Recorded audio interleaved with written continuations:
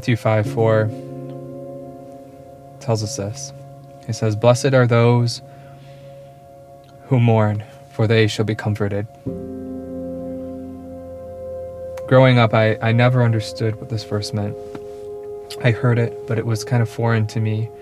I just could never understand how someone who was mourning, who was grieving, how they were somehow supposed to be comforted. I didn't understand what it meant for someone to go through something such as death, immense suffering, pain, mourning, and yet find comfort. I never understood this until I experienced mourning for myself.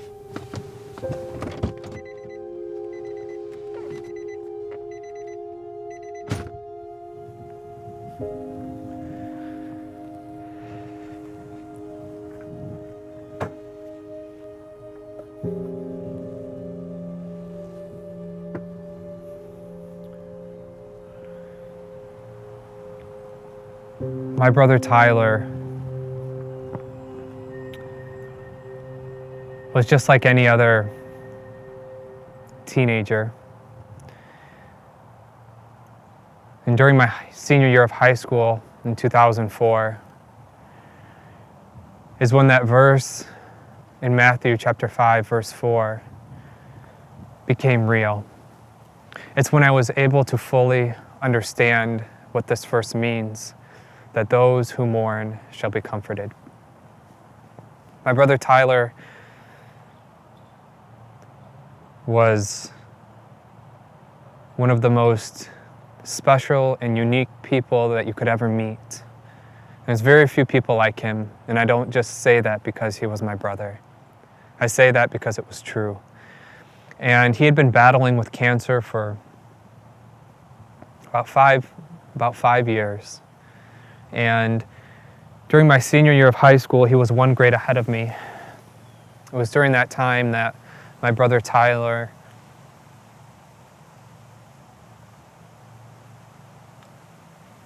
would have to face death. It was during this time that he would face no miraculous healing,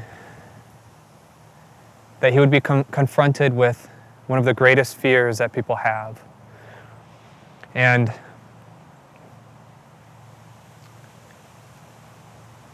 it was during this time that, as the cancer had come and gone during those years, that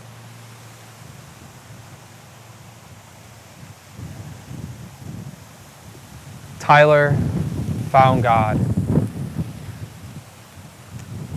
When my brother Tyler was knocked down, when the cancer would have come during his high school, he would be sick from chemotherapy, and it was in those moments that he just wanted God. But after his healing, it was so strange because all of a sudden he would want nothing to do with God. And then he would get knocked down again, and all of a sudden he would want God in his life again. And then he would be healed, and he would want nothing to do with him. And this went back and forth, until the last time his cancer came and put him in a wheelchair. And he was carried into his baptismal tank, where he decided to give his life to Christ. And it was during this time, shortly after, that my brother Tyler would be told that he wasn't going to be healed. That not only was he going to live in a wheelchair for the next several months, but that he was going to die. And in those last few days with my brother is when this verse became real. It's when this verse began to take on new meaning for my entire family. My brother Tyler there in that room of our house was dying. And he went around the room just before he entered this coma-like state, And he told each and every one of us, look, guys, you've got to be in heaven. And he pleaded with us just to be there. He knew that his time was short. He knew that this was it for him. And he just said, I want to see you again. I have given my life to Christ. I'm not angry at God. I wouldn't change anything about my life, he said. It was in that moment that he realized that his greatest treasure was to have God and not healing.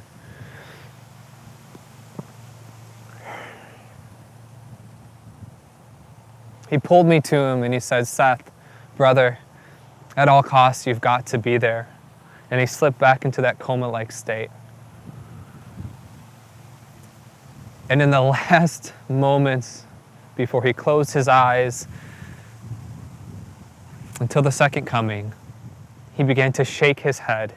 And my family was gathered there around his bed. And my brother, in a loud, strong voice, it was somehow like the strength just rushed back into his body. He never opened his eyes, but he cried these words out, shaking his head back and forth. And he cried these words out and he said, Jesus is my King.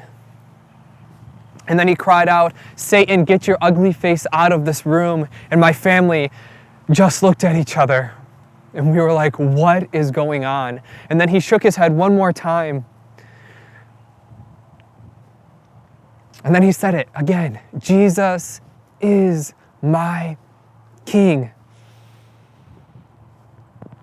Satan, get your ugly face out of this room. And all of a sudden, the battle between good and evil was no longer a question. The reality of God was no longer a question. The meaning of that verse, God comforts those who are mourning, was no longer a question. Above my brother's headstone reads these words, the best is yet to come. And for those who mourn,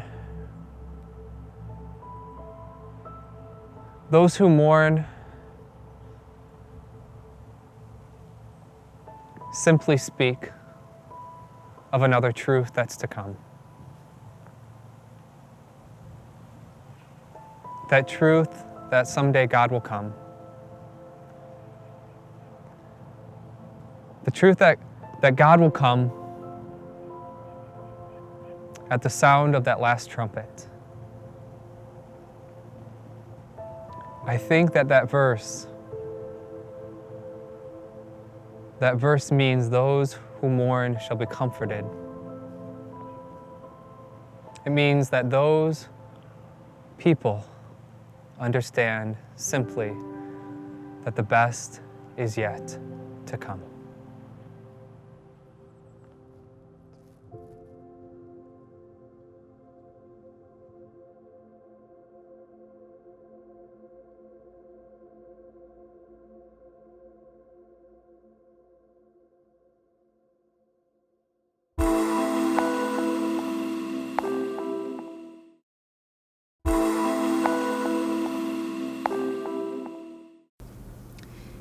When I was a CNA at my hospital, I remember my first death. He had just passed and they invited me into the room to help prepare him for the morgue.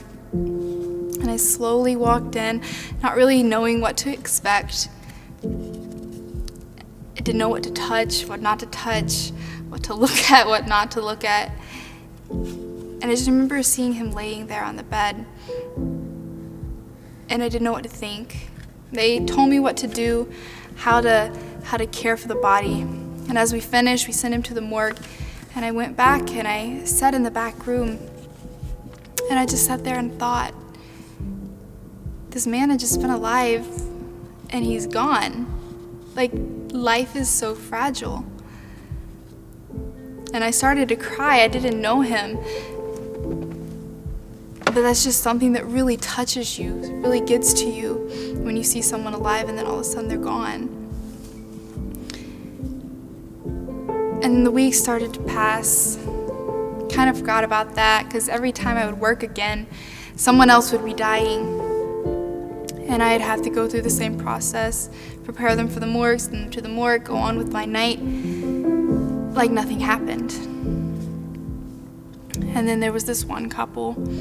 He was dying, but his wife never left him, not for anything. She stayed by his bed. She would hold his hand. She'd sing to him, pray for him, talk to him, read to him. And he was in a coma.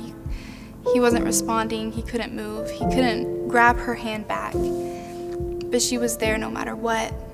And I remember sitting at the nurse's station and wondering, what would it be like to lose someone that you have loved for 60 plus years?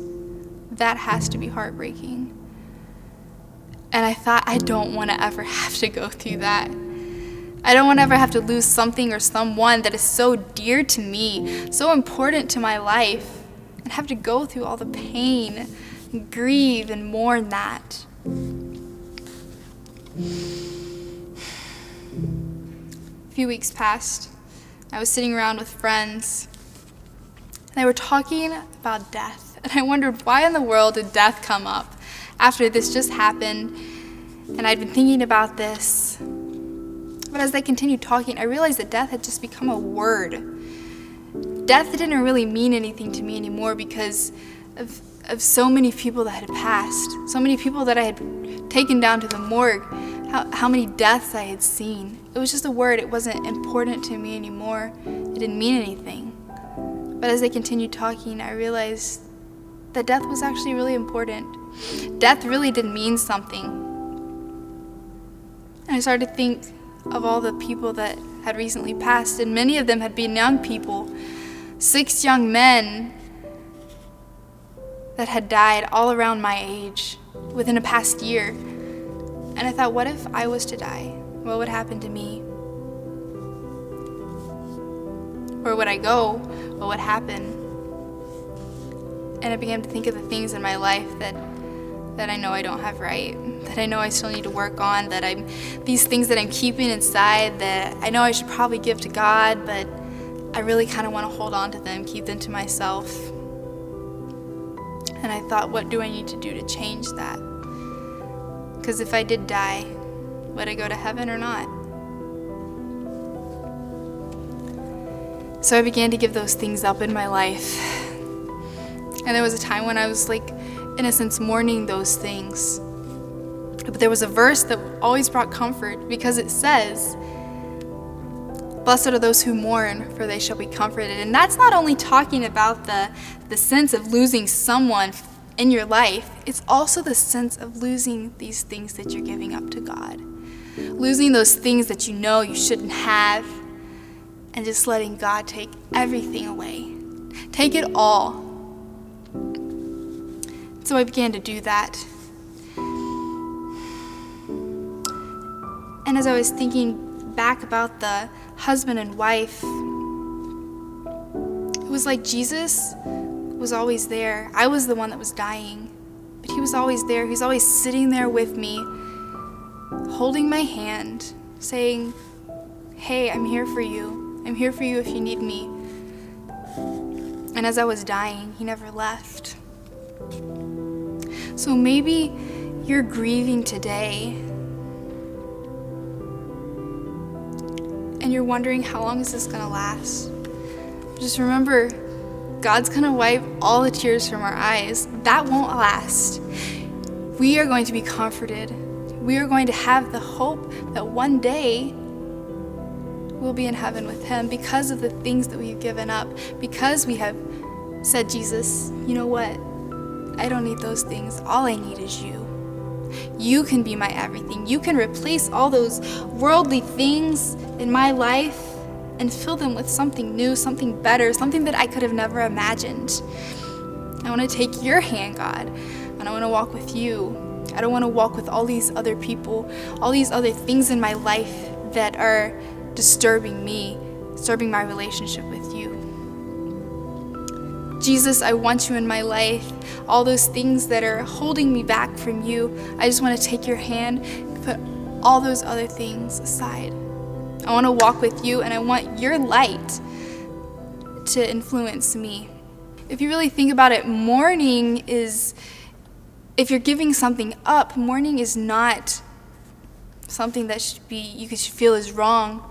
Mourning is where it's actually Jesus working on your heart, making your heart tender, making you be able to accept him into your life. So mourning is something that you should not dwell on. It's something, in a sense, it's going to sound weird, but mourning is something you should be happy about, because that's where Jesus is coming into your life. That's when you're ready to just say, Jesus, I'm yours. You can take it all. Eventually we'll start seeing that light at the end. The doors are opening up. And that's when Jesus is coming to us.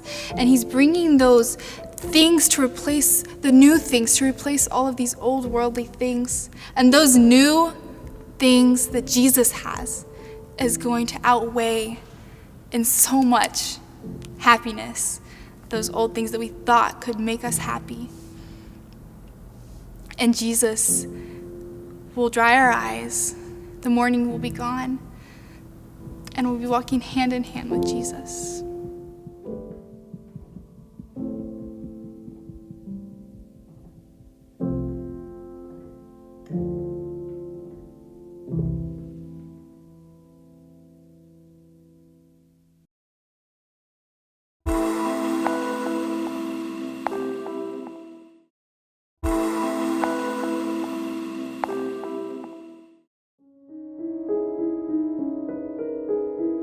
It's been said, in this thing we call life, they're either just coming out of something or just about to go into something. And I found it true in my life that it seems like there are always new seasons. In the last 10 years, I have been plagued with a season that I was not used to or familiar with. And that season was one of loss. In 2003, a friendship that I had held dear for years and years came to an end. The death of a friendship. It came through a deep betrayal that injured me and cut me in a way that I did not expect. I tried to reconcile the friendship. I was hopeful that it could be restored, but nothing ever mended. In 2011, I lost another dear friend. That friend was actually on their way to an orchard to pick some fruit so that she and I could spend time canning some jam together. And in that journey, she came into an intersection where a light wasn't working and immediately was T-boned. The EMT says she died right on the scene. In 2016, I lost my father. While he had been sick for a while, neither my or my 5 siblings expected him to die as rapidly or without warning as he did. We got a call one early Tuesday morning, and within 3 hours, he had passed. There's a Bible text in Matthew 5, verse 4 that says, "Blessed are those who mourn, for they will be comforted." And I have to tell you, for the majority of my life, I never really understood what that Bible text meant. I would think about it, I would want to know what it meant, but it seemed to make no sense at all. How is it that mourning and loss and grief could bring blessing with it? But I have to be honest with you. After going through these times of death of a friendship, death of a friend, and death of a father, I began to understand in ways that I could not have understood intellectually, but I began to understand in my heart what blessed who those who mourn meant. It was in that blessing that I began to experience God as a comforter. Now, I'd known God as many things before, but I'd never known God as comforter before. Not the comforter who meets you in that kind of depth of darkness, in that kind of despair, in that kind of brokenness. If you've gone through any kind of loss that leads you to the end of yourself, you know what I'm talking about. You know that it's a loss that you can't take away. It's something that you can't make better no matter how hard you try. It's an ache in your heart that doesn't subside with sleep and doesn't get better with rest. A vacation doesn't remove it from you. It's constantly there. And in that kind of loss, in that kind of grief, in that kind of despair, that's when I began to get the smallest glimpse of what blessed who those who mourn, for they shall be comforted meant. Because in that kind of despair, I couldn't fix the problem. No level of self-reliance, no level of independence made anything better. In fact, the more I tried to act strong and tried to act like it didn't affect me and tried to be like, I'm gonna be okay, actually the worse it got on the inside. I want to propose to you that this blessed who those who mourn, for they shall be comforted, is actually the invitation, God's antidote to evil and suffering and loss in this world full of evil and sin. God, who did not create death, who did not create loss, God who actually mourns with me when I mourn, the God who Psalms 56:8 says, you have kept track of all of my sorrows and you've collected my tears in your bottle, that God said, I will not leave my children without comfort. So much so that I will bless my child when they mourn. But I want to tell you, friends, the enemy wants us not to mourn. The enemy wants us not to enter into grief. The enemy wants to keep us trapped in a way that we would try to handle and solve all the problems for ourselves, so that we never experience the blessedness of the comfort of God.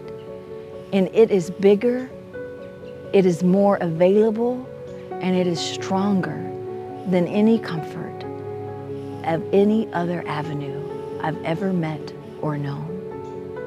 So I challenge you to really take a look at Matthew 5, verse 4, to really begin to grapple with God yourself. Because I believe that saying that I started out today with, you're either just coming out of something or you're about to go into something. And I want to challenge you, if you've already experienced loss, if you've already been broken, to really consider accepting the antidote that God gives. Blessed are those who mourn. They will be comforted. That's the promise of God. I want you to consider, instead of trying to be brave and strong, instead of trying to act like everything's okay, be broken and grieve. Allow yourself to mourn. Allow yourself to be sad. Allow yourself even to be angry with God, because God can handle your anger. God can handle your doubt. God can handle your frustration. He's waiting to bless those who will mourn. Accept the invitation. When the enemy, destruction, and sin brings death and loss and destruction to your doorstep, know the promise is true for you just as much as it was true for me. Blessed are those who mourn.